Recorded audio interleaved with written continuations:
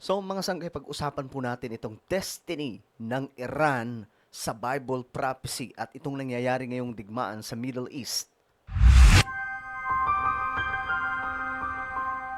Alright guys, magandang oras po sa inyong lahat, sa lahat ng mga nanonood ngayon. Ako muli ito, nagbabalik dito sa ating YouTube channel. At ito pag-usapan po natin mga sangkay kasi masyado pong magulo ngayon ang sitwasyon. No? May mga nagtatanong, ah, ano ba, saan ba talaga tutungo itong digmaan? Posible nga bang may matupad na namang propesiya na nakasulat sa Biblia? Kasi kapag involved ang Iran or Israel mga sangkay or even US, marami kasi ang naniniwala na ang US ay ang Babylon, mga sangkay, na restored sa Bible prophecy.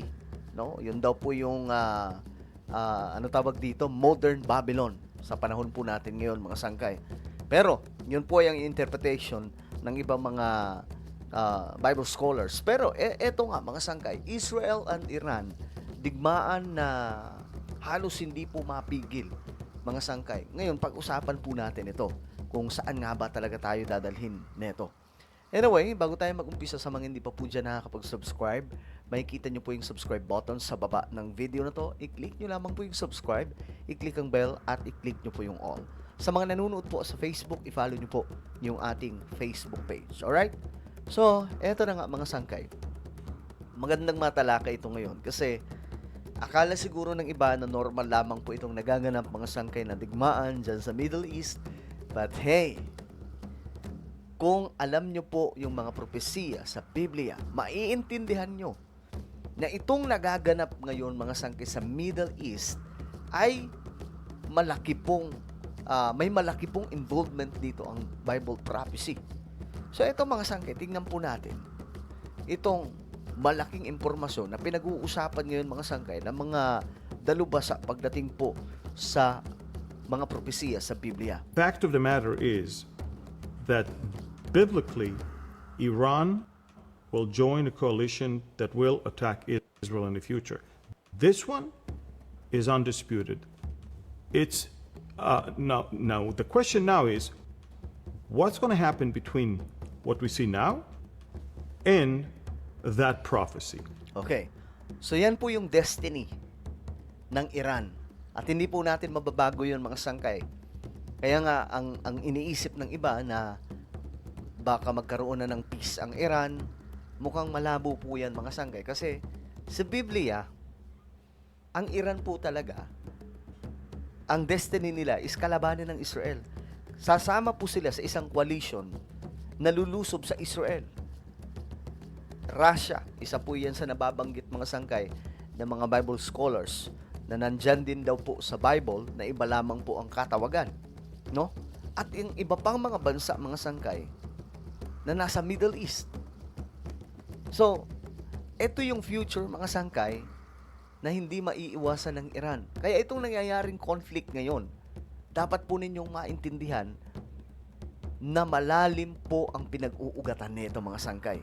Mula po sa Biblia, ito po ay malaking propesiya na posibleng mag-ugnay sa mas malaki pang digmaan na paparating.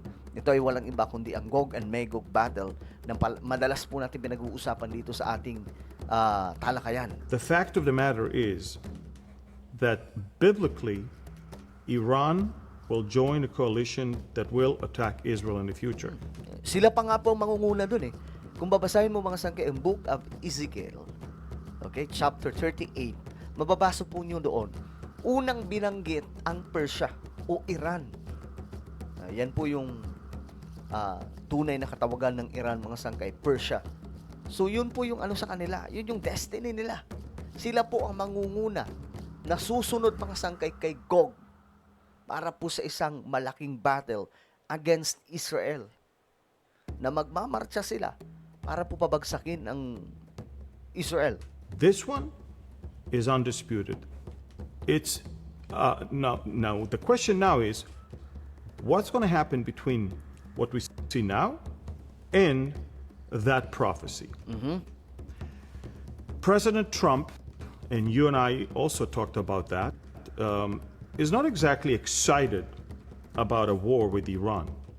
In fact, last week he ordered to stop a strike because he realized that nobody is ready for what Iran might be doing in response. And so it seems to me that it's one thing to attack a nuclear site or to attack a military base, but that's fine. But when your goal is to topple a regime, the regime will do whatever it takes to survive. The regime will do, mga sangkay, what it takes to survive. So talagang gagawin at gagawin po nila yan, mga sangkay. At nakikita po natin ngayon. Kasi ang destiny nga po ng Iran, kumbaga magpapalakas itong Iran. Kasi in the near future, I don't know when, mga sangkay, there are many Christians believer, they believe, mga sangkay, na itong tribulation pwedeng maganap at any moment. Lalong-lalo na po sa mga post-tribulation theorist, mga sangkay, or believer. Wala namang problema doon, mga sangkay, kung yun ang paniniwala, no? Kasi yan po ay mga teorya lamang, hindi naman pinag-uusapan dito yung gospel ng ating ng salita ng Diyos. So, ngayon, mga sangkay, ito po ay mahalagang kwento ngayon ng digmaan sa ating planeta. Kaya't bantayan po natin itong digmaan ng Israel at Iran. Kasi pwedeng mangyari na makasurvive ang Iran, then magkaroon ng kaunting peace, panandalian, at ang gagawa po nun ay si Antikristo. Then, mga sangkay, mangyayari na magkakaroon ng 70 years peace treaty ayon po sa Bible. But suddenly, babasagin po yun ni Antichrist. At doon mag-uumpisa ang malaking kapighatian sa mundo until maganap, mga sangkay, itong battle na pangungunahan nga po, sabi, mga sangkay ng mga Bible scholars, ang mangunguna ay Russia, then Iran or Persia, mga sangkay, na susugod po sa Israel sa araw po ng Gog and Magog battle papunta sa Battle of Armageddon. Ngayon, mga sangkay, eto pa. Isa sa mga nabanggit sa Biblia na tinutukoy po nito mga dalubhasa pagdating po sa Biblia o Bible prophecy ay itong Saudi Arabia. Ang role ng Saudi Arabia sa end time prophecy. Pakinggan po natin. We look at Ezekiel and we look at the Saudis. They're mentioned there as Sheba and Dedan in Ezekiel 38. Okay, ito yon. Ang Saudi Arabia ay nabanggit daw po sa Bible. Ito daw po ay ang Sheba or Seba at Dedan. Ayan. Sila po ay magpo-protest, mga sangkay, nung makita nila ang malaking plano sa bansang Israel. The Bible says about them that they are going to protest against the coming coalition. The coming coalition. Ito po ay ang Russia, Persia, and the many countries, mga sangkay, from the east.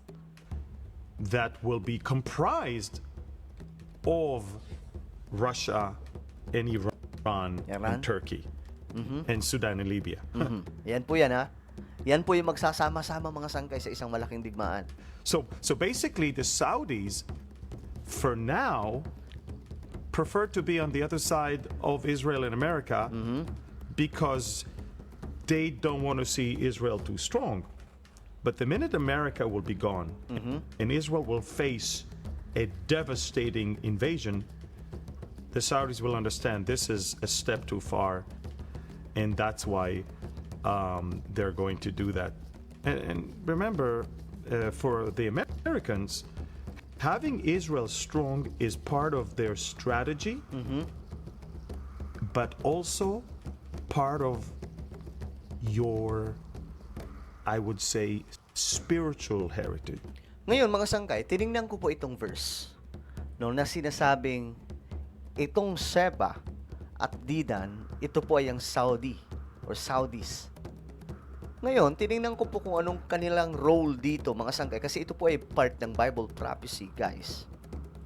Sabi dito sa verse 13 ng Ezekiel chapter 38, sasabihin sa iyo ng Seba at Dedan, ng Tarsis, at ng mga mangangalakal nito, na parito ka ba upang manamsam? Dinipon mo ba ang karamihang ito upang hakutin ang mga pilak, ginto, mga hayop, at mga ari-arian upang samsamin ang malaking kayamanang ito? Ito po ay magaganap, mga sangkay. I don't know kung anong klaseng situation yan, papaano ang Saudi Arabia magre-react sa coalition na ito, mga sangkay, na mabubuo bago atakihin ng Israel. Kasi ito po yung malaking digmaan na paparating talaga. Hindi po itong nagaganap ngayon sa Iran versus America and Israel. May mas malaki pa. Kasi kung babasahin po natin dito, ayan po, Persia, Ethiopia, Libya, at ito, kasama rin nila yung Gomer, Betogarma. Marami po itong mga sangkay na mga nasabi kanina, nakita naman po ninyo, di ba nga nasabi mga bansa na magsasama-sama laban po sa Israel. So, itong digmaan ngayon, mga sangkay, bantayan po natin kasi malaki po ang involvement ng mga propesiya sa Biblia. Okay? At habang tinitingnan, mga sangkay, natin itong nagaganap sa ating mundo na gulo, let us prepare, mga sangkay, sa pagbabalik ng ating Panginoon spiritually. Because we don't know our time, mga sangkay. Talagang unpredictable ngayon ang oras. Ngayon, mga sangkay, hindi po natin alam. Baka biglang bumalik ang ating Panginoon, then tribulation, pwedeng maganap, or pwedeng mangyari na pumasok na tayo sa tribulation, then, ayan na, lalabas si Antichrist. So, let us be ready. Alright? So, ano po ang inyong opinion, mga sangkay? Comment down below. Huwag nyo pong kalilimutan na i-subscribe itong ating YouTube channel. God bless everyone.